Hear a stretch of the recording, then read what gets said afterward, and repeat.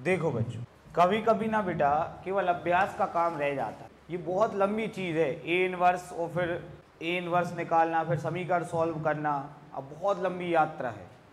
यहाँ पर जो हम पढ़ रहे हैं आज, उस टॉपिक का नाम है सहखंडज आव्यूह। जैसा कि नाम से स्पष्ट है कि आव्यूह अवयवों का नहीं, किसका बनाया गया होगा? सहखंड निकालना में आता, लेकिन उसमें टाइम लगता है। तो जो हम सहखंड निकालते हैं A11, A12, A13 निकालते, उनका अगर हम आव्यूह बना दे तो ये सहखंडज आव्यूह नहीं कहलाता। क्या बात कर रहे हैं सर? हाँ, ये सहखंडों का आव्यूह कहलाता और सहखंडज नहीं कहलाता। सहखंडज आव्यूह में हमें इस आव्यूह का डैश लिखना पड़ता, मतलब 11, 12, 13। समझ? ये एक विशेष उद्देश्य के लिए बनाया गया है ताकि हम ए इनवर्स निकाल सकें। आव्यूह भाग का प्रयास किया गया, जो कि बहुत टफ चीज़ है। ठीक है, तो ये नहीं कहला कि खड़ा वाला आव्यूह क्या कहलाएगा?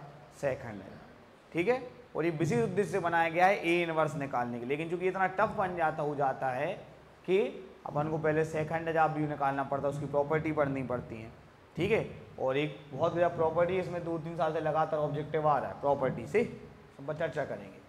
अभी अपन शुरू करते हैं। ऐसा तो कोई नहीं जिसको सहखंड निकालना ना आता हो, आता है ना सबको। आज इस सप्ताह ये समाप्त हो ही जाएगा। हाँ यार, बोल दो जय। -1 की पावर 2,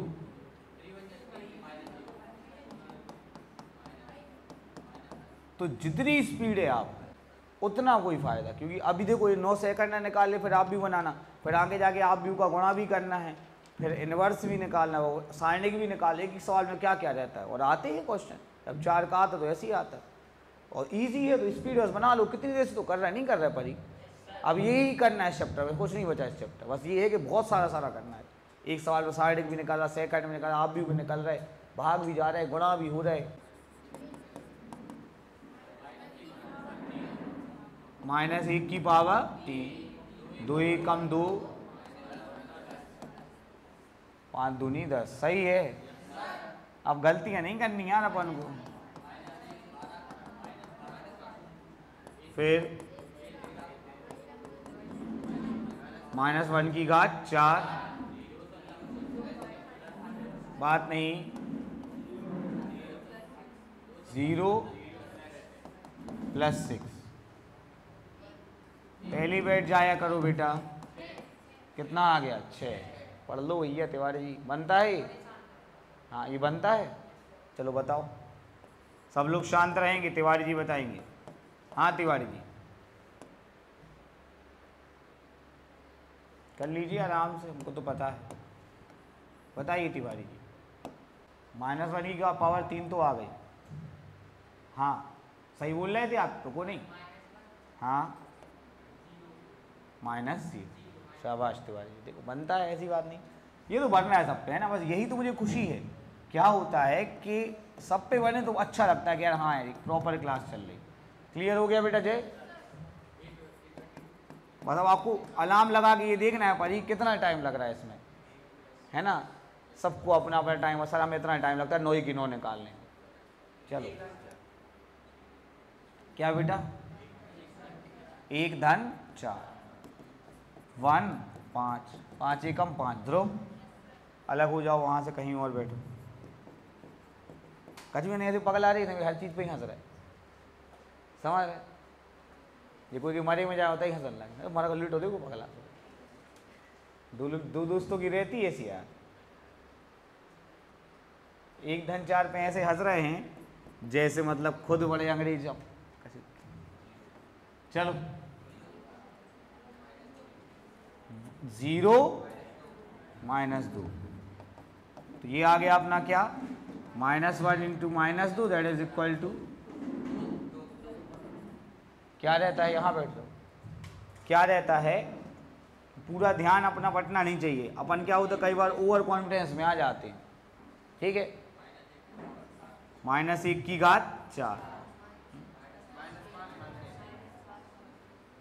-5 - -11 हो गया, ये आ गया आपका -11। अगला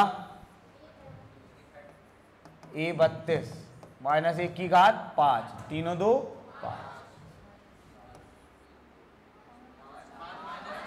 5, 5 - 4।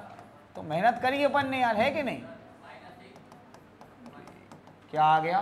माइनस। आखिरी A33 -1 की घात 6,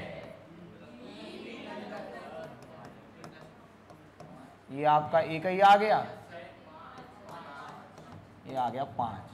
अतः सेखंडज आव्यूह, जिसको अपन इंग्लिश में बोलते हैं एडजॉइंट ऑफ A11 खड़े में लिखना है, A12 A13।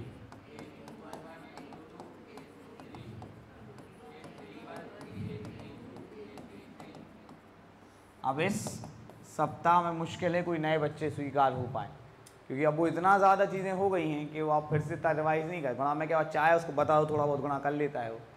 बोल दो मानी बोलने हैं जय। 3 - 12 6,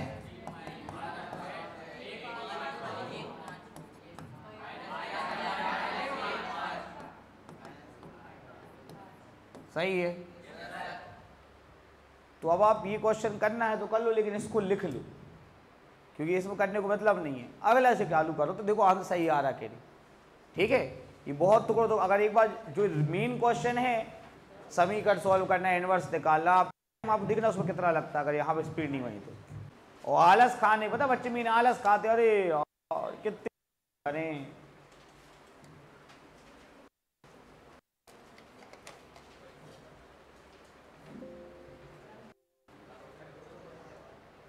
बच्चों जितना बड़ा टॉपिक उतने गंभीर सवाल हो जाते हैं। सिद्ध करना है कि विकर्ण आव्यूह का सहखंडज आव्यूह भी क्या होता है, एक विकर्ण। ये तो मैंने मन से बनाया, आप देख रहे हैं एनसीईआरटी में है नहीं, बिकॉज ऑब्जेक्टिव आ जाता है यहाँ से। इसके बाद मैं आपको एडिशनल बताना चाहता हूँ कि अगर आप किसी ऊपरी त्रिभुजीय आव्यूह का सहखंडज बनाएंगे तो वो ऊपरी त्रिभुज बनेगा, ठीक है। और किसी निम्न त्रिभुजीय आव्यूह का सहखंडज बनाएंगे तो वो निम्न त्रिभुजीय आव्यूह ही बनेगा। आदेश आव्यूह का आदेश ही बनता है इकाई का, ये बात आप ध्यान, आपको काम में आएगी।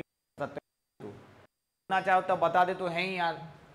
तो हमारे पास एक आव्यूह है, सबको दिख रहा है ए बी, ये कैसा आव्यूह है, विकर्ण आव्यूह। हमें सिद्ध करना है कि इसका सहखंडज भी क्या होता है। तो शुरू करते हैं A11 से। सबको दिख रहा है कि थोड़ा बड़ा कर दें। A11 -1 की पावर 2, BC -0। क्यों भाई स्पीड बन रही, तुम लोग की मुंह से हवा नहीं निकल रही। 1 × BC कितना आ गया, चलो बोलते जाओ। 0 तो अल्टीमेटली ये क्या आ गया, 0। ये भी क्या आ गया, 0। अब जितने बच्चों ने अभी 3-4 क्वेश्चन करे उनको थोड़ी तो स्पीड बढ़ी होगी। अब तो रोज ही सुबह उठना है, ये करना है। -1 की घात 5, 0 - 0, ये भी कितना आ गया यहाँ पे। अब वो तो 0 हो ही गया तो अब का, हाँ लेकिन सही है भाई, तो सही गलत तो आगे। AC -0, ये थोड़ा कह सकते कि इसका आंसर कितना आ गया केशव, AC आ गया। क्या आ गया, था ना 0 लिखने की। -1 की घात 5, 0 - 0 कितना आ गया बेटा ये, चलो 31 बोलो। -1 की घात 4, 0 - 0 कितना हो गया, 0। 32 बोलो। -1 की घात 5, 0 - 0। ये भगवान जो ही आ जाए पेपर में, हम जो ही कर रहे हैं। 33,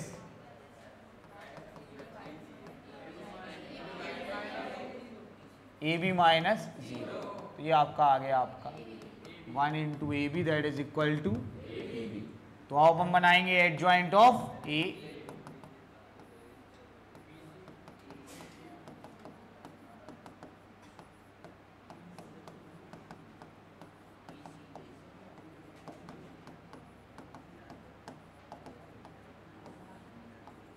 रखे मान BC 0 0 0 AC 0 0, कोई दिक्कत? अतः सिद्ध होता है कि विकर्ण आव्यूह का सहखंडज भी एक। क्लियर हो गई बात? तो ये भी हो गया और इससे एक ट्रिक भी आ गई। अब अगर पेपर में अपन को विकर्ण आव्यूह का सहखंडज निकालने आया, मान लो जैसे इसमें आया, तो अपन डायरेक्ट लिख पाएंगे। ये क्या लिखा? टीचिंग, नहीं आई बात समझ।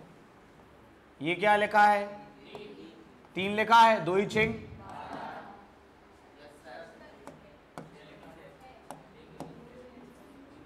तीन दूनी आया समझ में? लो हो गया 0 0 0 0 0 0। और जिसको नहीं पता वो करता रहेगा, बेचारा करता रहेगा।